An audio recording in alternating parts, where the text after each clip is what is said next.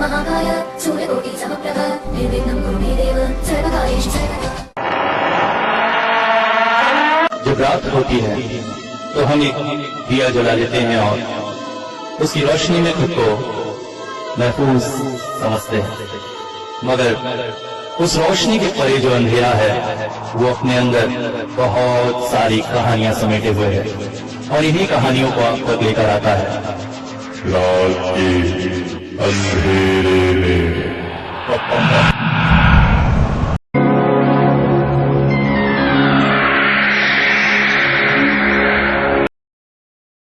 तारानाथ के घर पहुंचते ही वो हमें देखकर बेहद खुश हो गए।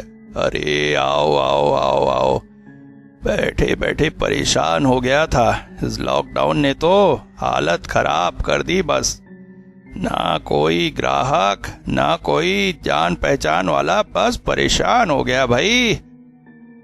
हाँ ये तो बात है, आज सुना लॉकडाउन में छूटे तो हमने कहा आपसे मिल आए। अरे बहुत अच्छा किया, बहुत अच्छा किया, मगर हम लोग तो ग्राहक नहीं है, फिर हमें देखकर आप इतने खुश क्यों हो रहे? अरे ग्राहक नहीं हो तो कोई बात नहीं, कम से कम 4 बातें तो तुम लोगों से हो जाएंगी, वरना अकेले बैठे बैठे तो मेरी जैसे जबान में ताला लग गया था। हाँ ये बात तो है, मनुष्य हमेशा से ही सामाजिक प्राणी रहा है, एक दूसरे से मिलना जुलना उसके लिए बहुत प्रत्यक्ष है। आजकल की तरह मुलाकात तो मुझे बिल्कुल अच्छी नहीं लगती कि वीडियो कॉल कर लिया और बस हो गई मुलाकात। भाई आमने सामने बैठो, बातचीत करो, मगर क्या करे, परिस्थितियां जैसी है उसे तो मानना ही पड़ता है। अब देखो ना कितनी भयानक स्थिति हो गई थी देश की। ओफ, मेरा दिल तो रो उठता है अब भी सोचकर, कितने परिवारों ने अपनों को खोया है, अपनी आंखों के सामने तड़प तड़प के मरते देखा है। ईश्वर ऐसी दुर्दशा किसी के भी जीवन में ना लाए। हाँ बिल्कुल सही कह रहे हैं आप, पिछला समय पूरे विश्व पर बहुत ही बुरा बीता है और हमारे देश का तो क्या ही कहना। नदियों में पड़ी लाश, शमशानों में जलती चिताएं, कब्रों में लाशों के लिए जगह नहीं। वैसे सच कहूं तो इसके जिम्मेदार हम खुद ही हैं। इंसान की लालसा, इंसान की इच्छाएं इतनी ज्यादा बढ़ जाती हैं कि प्रकृति को फिर अपना तांडव दिखाना ही पड़ता है। अब ये भी तो एक इंसान की लालसा और क्रूरताई का ही रूप है। जैसा लोग कह रहे हैं, अगर सच है कि चीन ने ये वायरस फैलाया है तो कितने कितने निष्ठुर होंगे वहां के लोग जो इतने लोगों को मरते देखकर भी रात को चैन से सो पा रहे हैं। आप बिल्कुल सही कह रहे हैं, और ऐसा नहीं है कि हमारे साथ ही ऐसा हुआ है। हाँ ये अवश्य है कि हमारी पीढ़ी उस बदकिस्मत पीढ़ियों में से है जिनको ये भुगतना पड़ रहा है। तुमने देखा होगा हर 100 साल में आपदा आती है। अब पिछले दिनों मैं देख रहा था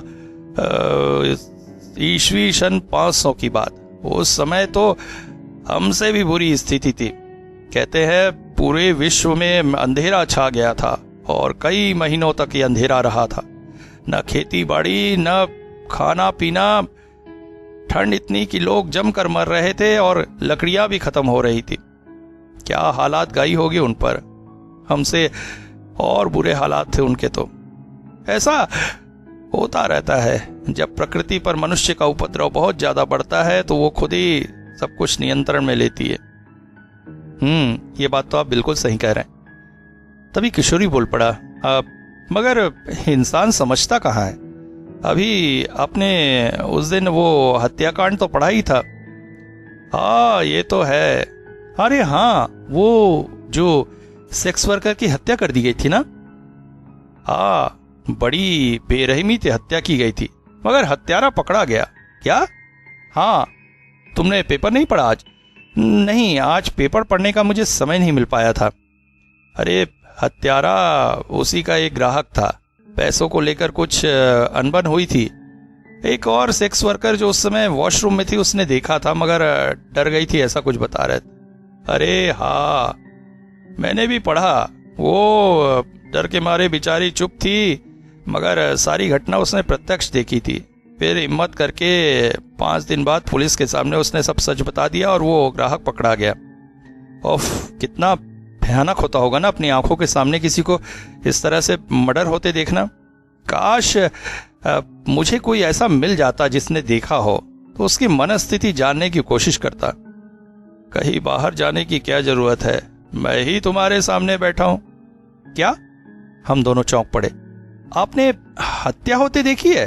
हाँ बिल्कुल, अपनी आंखों के सामने। मैंने ही नहीं, कुछ और लोगों ने भी देखी है। अब हत्यारा पुलिस में पकड़ा भी गया था, मगर अदालती कार्रवाई में कुछ ऐसा हुआ कि उसे बाइज्जत बरी कर दिया गया। ओह, ये तो बड़ी अजीब बात है। तो आज उसी कहानी को सुनाता हूं। बिल्कुल, बहुत इंटरेस्टिंग लगेगा ये तो। क्यों किशोरी? अरे बिल्कुल बिल्कुल। तो बात उस समय की है जब मैं हस्तरेखा दर्शन वगैरह का काम करता था। एक व्यक्ति थे मनोज बाबू, उनको व्यापार में कुछ घाटा हो रहा था।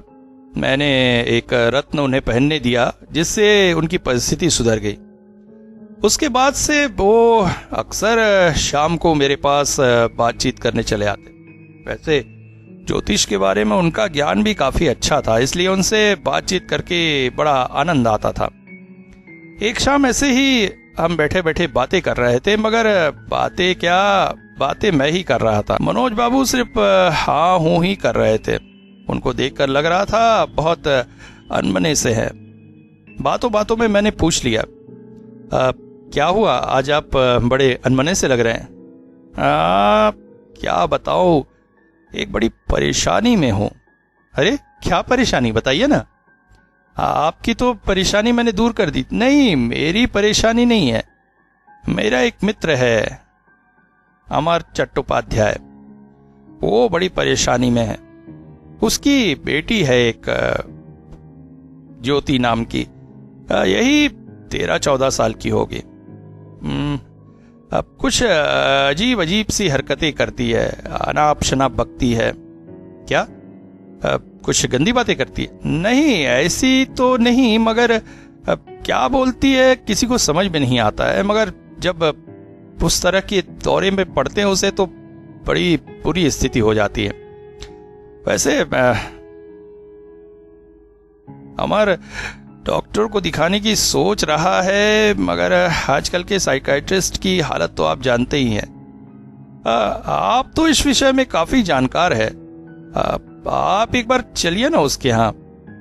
अमर के डॉक्टर के पास जाने से पहले एक बार आप ही देख लीजिए, अगर आप कुछ समझ सके और डॉक्टर के पास न जाना पड़े।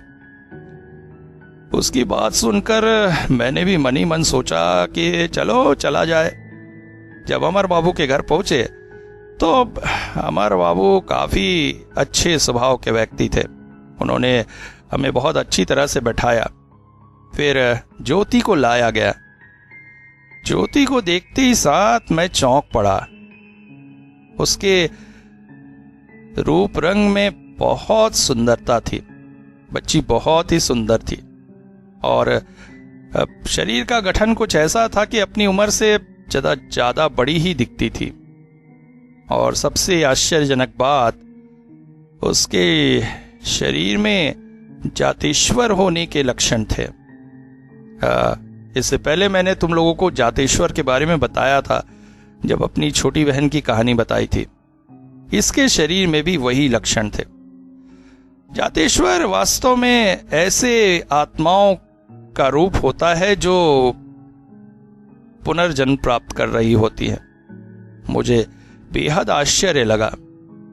मैंने बच्ची को अंदर भेज दिया और अमर बाबू से बातचीत की। वैसे ये दौरे उसे कब से पड़ रहा है? जी ज्यादा समय तो नहीं हुआ है, यही साल भर होगा। देखिए, जहां तक मुझे लगता है आपकी बेटी के शरीर में जातेश्वर होने के लक्षण हैं। वैसे ये बड़ी अजीब बात है कि जातेश्वर के लक्षण वैसे 5-6 साल उम्र से दिखाई देते हैं और इस उम्र तक आते आते खत्म हो जाते हैं, मगर आपकी बेटी के शरीर में लक्षण अभी शुरू हैं।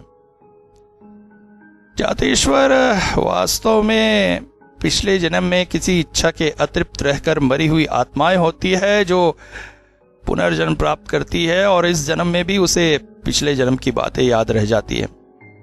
मुझे स्पष्ट संकेत मिल रहा था ज्योति के साथ ऐसा ही कुछ हो रहा है।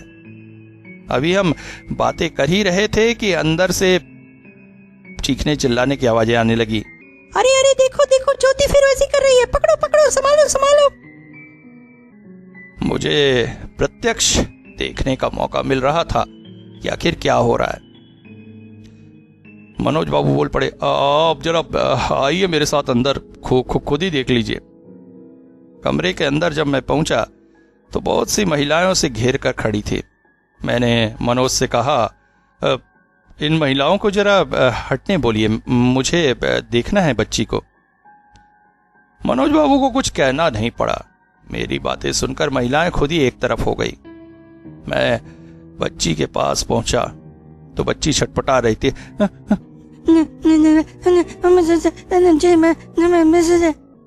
क्या बोल रही थी कुछ स्पष्ट नहीं हो पा रहा था, मगर बार बार वो चीख चिल्ला रही थी। मैंने उसके सिर पर हाथ फेरते हुए कहा, बेटा शांत हो जाओ, शांत हो जाओ, इतनी अशांत क्यों हो बेटा, शांत हो जाओ। तुम लोगों को तो मालूम ही है, मधुर सुंदरी देवी ने मुझे कुछ ऐसे वरदान दिए थे कि मैं इस परिस्थिति को काबू कर सकता था। मेरे स्पर्श करते ही साथ बच्ची काफी हद तक शांत हो गई। फिर मैंने उससे धीरे से पूछा, क्या हुआ ज्योति, ज्योति क्या हुआ, क्यों इतनी परेशान हो तुम? मेरा मेरा मेरा बच्चा गिर रहा है, मेरा बच्चा गिर रहा है, मैं भी गिर रही हूँ। किसी ने हमें पहाड़ी के ऊपर से धक्का दिया है, मेरे बच्चे को बचाओ, मेरे बच्चे को बचाओ। वो बार बार यही बात दोहराती रही। फिर मैंने उसे स्पर्श करते हुए शांत कर दिया। तब तक वो गहरी नींद में जा चुकी थी। मैंने मनोज बाबू से कहा, ये अब सो चुकी है, इसे लिटा दीजिए। बात स्पष्ट हो चुकी थी कि ये ज्योति जातेश्वर ही है। इसके बाद एक दो बार मैं मनोज बाबू के घर आता जाता रहा। थोड़ी बहुत औषधि भी ज्योति को दी, एक तावीज भी पहनाया। उससे काफी हद तक असर हुआ और वो शांत ही रहने लगी। एक दिन बातों ही बातों में ज्योति के सर पर मैंने एक कटे का निशान देखा। मैंने मनोज से पूछा तो उन्होंने बताया कि वो उसका बर्थ मार्क है। आश्चर्य, उस दिन भान की स्थिति में ज्योति अपने सिर पर चोट लगने की बात कर रही थी और सिर पर जहां हाथ रख रही थी वहीं पर वो बर्थ मार्क था। कहीं ये पिछले जन्म के उस चोट का निशान तो नहीं? कैसा अद्भुत आश्चर्य था कि पिछले जन्म में उसे जहां चोट लगी थी इस जन्म में भी वहां पर बर्थ मार्क था। वैसे ज्योति के लिए एक बात बड़ी आश्चर्य थी। इस दुनिया में मां बहुत ही आश्चर्यजनक शब्द है। अपने संतान के लिए मां बेहद बेहद परेशान रहती है, दुखी रहती है। संतान को अगर कुछ हो जाए तो उसका दिल फट जाता है। उसे अपने दुख तकलीफ की चिंता नहीं होती है, अपितु संतान के दुख की बेहद परेशान करती है उसे। ज्योति की उस दिन की बात से भी मुझे ऐसे ही लगा था। वैसे 13-14 साल की बच्ची थी वो, अभी मां नहीं बनी थी, मगर उस दिन भान में उसके चेहरे पर जो भाव थे वो एक मां के ही हो सकते हैं, फिर चाहे पिछले जन्म में उसके बच्चे के साथ हुई किसी दुर्घटना की वजह से ही क्यों ना हो। धीरे धीरे परिस्थितियां सुधरने लगी। कभी मैं चला जाता, कभी मनोज बाबू या अमर बाबू आकर ज्योति की खबर दे जाते। अब ज्योति पहले की अपेक्षा काफी ठीक थी। अचानक ही एक दिन मनोज बाबू घर आए। अरे आपने सुना, बड़ी सुखबर है भाई, अच्छी खासी दावत मिलने वाली है। दावत? किस बात की दावत? अरे अपनी ज्योति की शादी तय होने वाली है क्या? हाँ, करीब करीब बात ठीक ही समझो। काफी बड़ा खानदान है भाई, हैं? अमर बाबू के मुकाबले तो कई गुना ज्यादा। आप आज शाम को चलेंगे क्या उनके यहाँ? लड़के का पिता लड़की देखने आ रहा है। अब लड़के के किसी रिश्तेदार ने उसे देखा था, वहां जाकर लड़की की सुंदरता की ऐसी तारीफ की कि लड़के के घर वाले तो तैयार हो गए। बस पिता एक बार जाकर देख आए तो समझिए शादी पक्की। वैसे अमर बाबू ने आपको भी आमंत्रित किया था शाम को, लड़के के पिता आ रहे लड़की देखने, और खाने पीने का भी कुछ अच्छा इंतजाम रहेगा। अब तुम लोग तो जानते हो मैं जीवा स्वादी आदमी, भोजन की बात सुनो और ना जाऊं ऐसा हो नहीं सकता। सो शाम को सज धज कर पहुंच गए हम अमर बाबू के घर। अमर बाबू ने हमारा काफी अच्छा स्वागत किया, चाय नाश्ता वगैरह हुआ। फिर वो बोले, आप लोग आज रात को यही भोजन करके जाइएगा। हाँ देखिए, इतनी अच्छी खबर है भाई, आप लोगों को खाना खाए बिना जाने नहीं दूंगा। तारानाथ जी, आपको मटन वगैरह तो चलता है ना? अरे हाँ हाँ बिल्कुल, मैं वो शाकाहारी ब्राह्मण पंडित नहीं हूं भाई। तो बस आज की रात आपको यही भोजन करना है। इसके बाद ज्योति हम सबके पैर छूने आई। आश्चर्यजनक रूप से सुंदर दिख रही थी वो। सच में ईश्वर ने रूप का उसे वरदान दिया था, और शायद इसी वजह से इतने बड़े परिवार से उसका रिश्ता हो रहा था। अन्यथा अमर बाबू की जो आर्थिक स्थिति थी उसमें इतने बड़े घर में उसका विवाह दे पाना संभव नहीं था। हम सब बैठकर बातें करते रहे, काफी इंतजार किया लड़के के पिता का। शाम करीब 7 बजे दरवाजे पर दस्तक हुई। अमर बाबू बाहर गए और अंदर आए तो एक प्रौढ़ व्यक्ति के साथ थे। व्यक्ति का रहन सहन देखकर समझ में आ गया था कि अमर बाबू के मुकाबले इनका परिवार बहुत ज्यादा न सिर्फ धनी है अपितु घमंड भी है। कुछ लोग होते हैं जिनके पास धन होने के बाद भी घमंड नहीं होता है, मगर कुछ लोग ठीक उसके विपरीत होते हैं।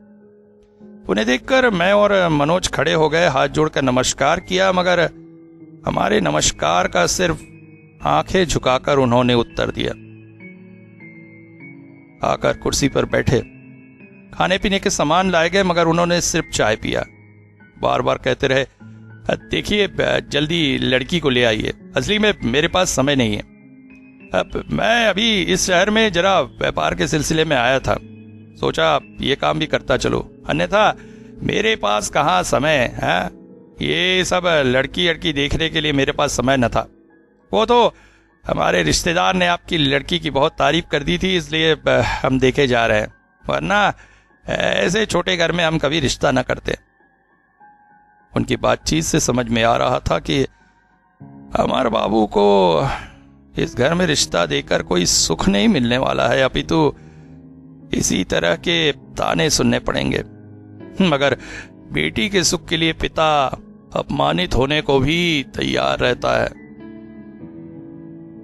काफी बुलावे के बाद अंततः ज्योति कमरे में प्रविष्ट हुई। हम सब उसके सुंदर रूप को देख ही रहे थे कि अचानक वो हो गया जिसकी हमें कल्पना भी नहीं थी।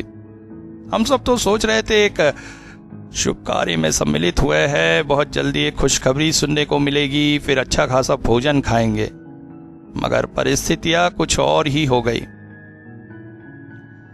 उस व्यक्ति को देखते ही अचानक ज्योति चीख पड़ी, शैतान कमीने, तूने मेरी हत्या की थी। हम आश्चर्यचकित होकर ज्योति को देख रहे थे। इतने सालों तक जो दौरा बंद हो चुका था जिसके सुधर जाने की आशा के साथ ही उसके पिता विवाह के लिए उतरे थे, अचानक ही वो दौरा उसे दोबारा पड़ गया। चीख पड़ी थी वो। अपने भाई को मारकर तुझे चैन नहीं मिला? मुझे भी तूने पहाड़ से ढकेला और मेरे छोटे बच्चे की भी हत्या की। निशंस हत्यारे! सुनकर वो व्यक्ति बिल्कुल कांप सा उठा था। पहले तो हमें लगा ज्योति का ये एक सामान्य दौरा हो सकता है, मगर अगले पल जो शब्द हमारे कानों में पड़े, हम उससे चौंक पड़े थे। भाभी तुम? उस व्यक्ति ने ज्योति को जिस तरह से घबरा कर देखा था, हम सबको कुछ भी समझ में नहीं आ रहा था। अगले ही पल ज्योति गुर्राती हुई घर के अंदर चली गई। हम सब किंग कर्तव्य विमूढ़ होकर देख रहे थे, क्या करे ना करे। वो व्यक्ति भी बहुत परेशान था। वो बोल पड़ा, मैं यहाँ से चलता हूँ, बहुत अपमान हो गया मेरा।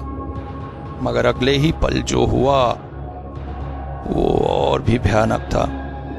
अचानक घर की महिलाएं ज्योति को रोकने के लिए चीखने चिल्लाने लगी, मगर वो भूखी शेरनी की तरह उतनी सारी औरतों के बंधन को तोड़ती हुई दौड़ते हुए कमरे में आई। हम सब उस समय सोच से भी परे घटना देख रहे थे। ज्योति के हाथों में था एक बड़ा सा दाव, और इससे पहले हम लोग कुछ सोच पाते, उसका एक जोरदार घाव उस व्यक्ति की गर्दन पे था। ले मर! मेरे बच्चे के हत्यारे! घाव इतना तेज था कि उसकी गर्दन आधी लटक गई। कमरा खून से भर उठा था और उसके साथ ही ज्योति लहराकर बेहोश हो गई। आगे पुलिस आई, काफी खोजबीन हुई। उस व्यक्ति के बेटे और परिवार वालों ने केस को दबाने की बहुत कोशिश की, मगर पुलिस ने काफी कुछ उजागर किया था। ज्योति को कुछ समय जेल में भी रहना पड़ा था, मगर अदालत में उसे कुछ भी याद नहीं था कि आखिर उसने क्या किया और क्यों किया। आगे चलकर भी फिर उसे कभी दौरे नहीं पड़े। काफी जिरा खोजबीन के पश्चात ये बात स्पष्ट हुई कि उस व्यक्ति ने अपने बड़े भाई, भाभी और भतीजे की हत्या की थी। बड़े भाई को घर में जहर देकर मारा था और भाभी और भतीजे को एक पहाड़ी स्थान से धकेल दिया था, मगर इस बात की कोई स्पष्ट सबूत नहीं थे। सारी जायदाद उसे मिलने से वो करोड़पति बन गया था। मगर ज्योति की परिस्थिति को देखकर जज ने यही कहा कि वो मानसिक रूप से अस्वस्थ है। कुछ समय के लिए उसे असाइलम में भी रखा गया, मगर वहां पर उसकी परिस्थिति बिल्कुल ठीक ठाक व्यक्ति की तरह होने से उसे छोड़ दिया गया। बाद में ज्योति का एक अच्छे घर में विवाह भी हो गया। पर जो भी घटना हुई वो क्या थी, ये व्याख्या कर पाना विज्ञान के लिए बिल्कुल भी संभव नहीं था। मगर आप क्या कहते हैं? मैंने कहा। हम इसे देहांतर कहते हैं। आत्मा का एक शरीर को छोड़कर अपनी किसी दबी हुई लालसा, कामना, प्रतिशोध को पूरा करने के लिए दोबारा शरीर धारण करना। मगर इसमें एक बड़ी अजीब बात है कि जैसे ही आत्मा की वो इच्छा पूरी होती है, उसकी पूर्व जन्म की स्मृति ऐसे गायब हो जाती है जैसे कभी वो थी ही नहीं। इसे ही कहते हैं देहांतर।